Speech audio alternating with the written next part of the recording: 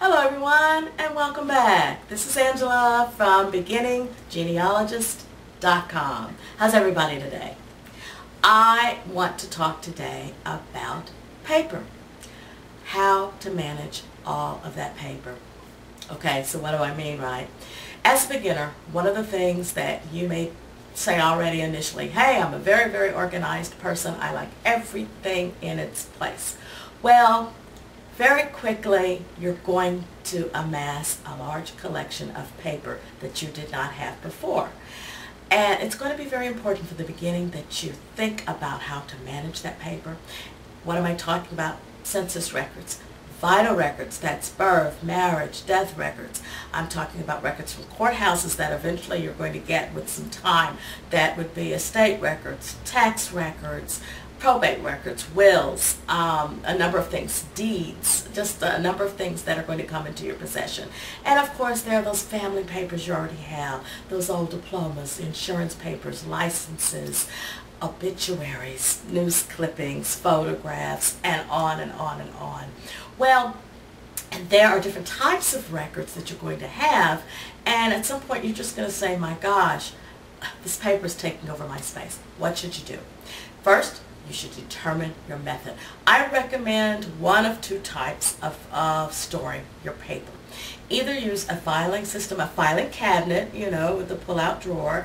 Many of you have the image, I'm sure, of the old green metal cabinets with the big tall, you know, 4 or 5 drawers, and you pull out the cabinets. Well, the world's changed a little bit, and if you go to your nearest office supply store, you'll see now that you can get small cabinets as few as 1 drawer or 2 drawers that stack, and you can still also of course buy the metal cabinets as well, but there's some flexibility that's there. I say start small, but plan to be flexible because you want something that can expand. The other option for you is going to be using a binding system. You know, the old 3-ring binder that people in your family use. You used them probably in high school yourself. But regardless of the system, think one word at all times: preservation.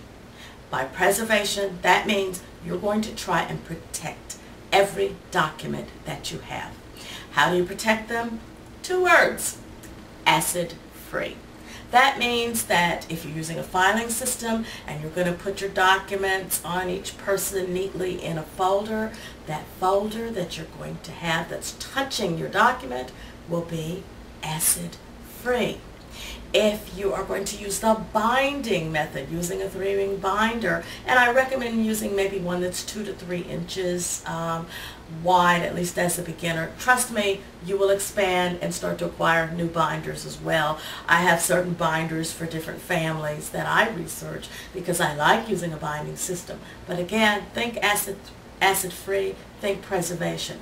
When you buy a binder, you must also purchase sheet protectors. You do not want to punch holes in your documents. You want your documents to be protected, but they're going to fit in a nice archival quality sleeve. Look for those words. If it doesn't say acid-free on the box of sheet protectors, look for the words archival quality. Again, whatever is actually holding your document, you want it to be as preservation minded as you are. In other words, something is going to protect the document. And when you're wondering, what is she talking about, all this acid, what am I talking about? Here's a test for you. When you finish with today's newspaper or the little ad supplement that comes in the newspaper on the weekends, take it to your car and put it on the dashboard or on that back dashboard behind the rear seat and leave it there for 1 week. Bring it back in the house and you're going to see how it has yellowed. If you've probably noticed, sometimes the newspaper may be lying on your lawn. If you don't get it right away in the morning, by the afternoon you'll see that it's yellowed. It's not yellowing because the sun has turned it dark.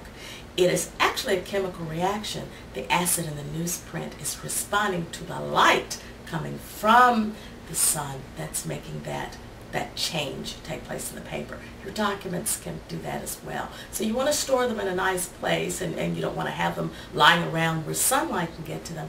But at the same time, you also don't want to put them against another item that could also bleed into it or hasten the deterioration because that folder has acid in it itself. So you want to think preservation at all times.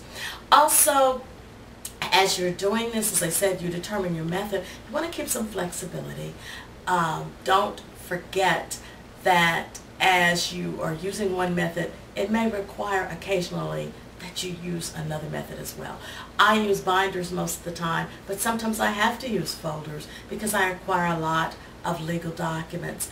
And if I can't right away get an acid-free legal document, then I make sure that the paper that's right in front of and right behind of the packet of papers that I'm storing, that paper that's next to that folder is also acid-free. So anyway, think preservation, and you will be able to keep those documents. Those documents, don't forget, provide the proof when you are telling the family story. And that's why you're doing what you do. Anyway, thanks for listening. Enjoy. Manage that paper. Don't let the paper manage you. Bye-bye. See you next time.